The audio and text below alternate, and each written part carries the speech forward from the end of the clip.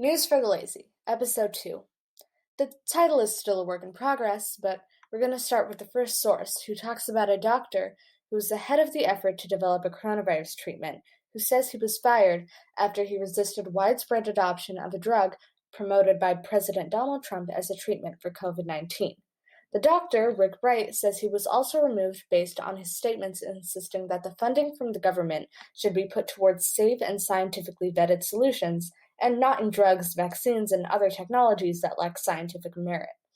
Now, many are frustrated by his removal due to the lack of continuity in the work going into the development of a treatment for coronavirus. Bright himself was frustrated by the government putting politics and cronyism in front of scientific efforts.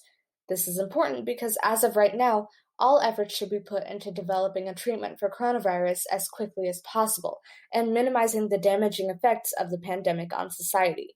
Politics should not be the main focus right now, and firing needed workers in times of crisis due to disagreeing statements is not the way to do things. And I don't know if Dr. Bright had the same reaction as SpongeBob when he was fired from the Krusty Krab, but this still is a serious issue that has to be discussed. The second source I have talks about the Santa Clara death data showing a 20% increase. Basically, the new data for the death count this month released to the public showed a 20% increase from March. Now, the death count includes all cases of death in Santa Clara, but obviously, the uptick is due to coronavirus. However, the county executive Jeff Smith said the uptick in deaths may have been even higher, up to 25% compared to March 2019, and including more COVID-19 deaths than previously known. Now, many are suggesting that the coronavirus death count is understated due to many not getting tested in hospitals before death. And I don't mean getting tested positive for missing your friends, but getting tested positive for the coronavirus. Okay, that was a terrible joke, but you get what I mean. Santa Clara County Supervisor Dave Cortese, who has advocated for more detailed data to be released about the coronavirus, has said, at some point you put two and two together. If we don't have adequate testing by public health's own admission, or adequate screening, then how can these death numbers possibly be accurate? And he is right.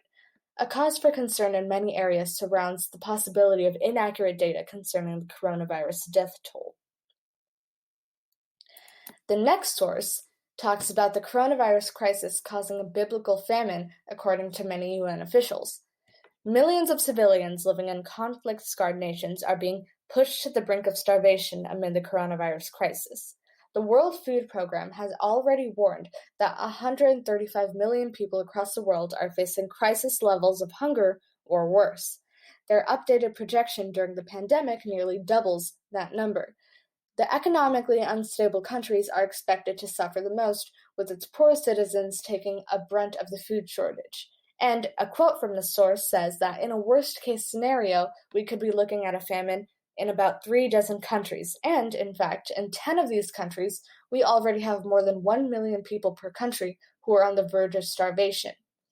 Now, I know this sounds grim, I know I sound like the anti-John Krasinski right now, and, you're right, but there is some hope.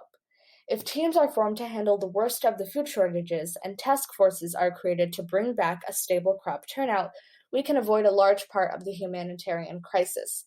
A large issue during this pandemic is that the poor will face most of the impact the economy takes. This is basically a fact. And farmers, for example, were unfortunately forced to throw away large amounts of produce due to no one being able to purchase them during the pandemic. Proper institutions are needed in place for these people to handle the disastrous aftermath of this pandemic. Now, finally, if you wanted some news that wasn't completely centered around the coronavirus, here's some news for you. Life somehow manages to go on. A Fremont man was literally arrested, and then once again released due to a string of robberies. He was described by the Fremont Police Department as a serial burglar who was arrested in Fremont and charged with multiple burglaries. Now, due to the coronavirus rules, he was released from the Alameda County Jail. Once again, he got arrested and charged with several South Bay burglaries that occurred after his release, and once again, the Santa Clara County Jail released him because of coronavirus release rules. The police report that during the early morning hours of April 13th, a Hertz car rental in San Jose was burglarized with approximately 60 vehicle keys being stolen. The suspects managed to steal approximately 23 vehicles from the lot.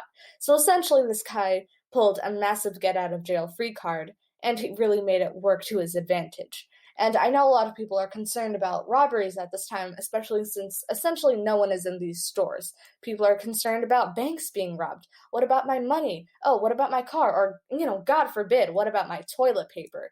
But mainly, the police should be working on these cases. There are security cameras, and we're all trying to stay safe out here. So, essentially, this is the end of episode 2.